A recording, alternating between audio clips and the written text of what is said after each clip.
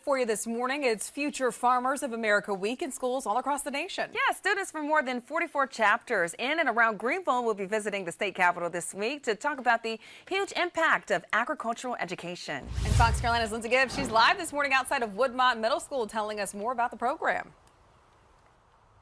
That's right, and students here are arriving to school all week. They're celebrating FFA week. Now, regularly in classes, they talk about agriculture and environment, but they're going to put their leadership skills to the test tomorrow when they visit the state capitol to talk about legislation regarding agriculture and education. Go ahead, take a look at your screen. This is the FFA group here at Woodmont Middle School. FFA means Future Farmers of America. It started in 1928 for young farmers who wanted to learn more sustainable practices to take back to their farms.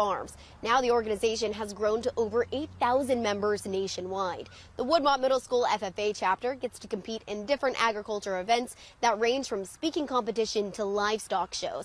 The students we spoke to say it's a great way to learn and bond with their peers. And we also spoke with the FFA teacher, Katie Martin, who says students will be set up for success going into high school.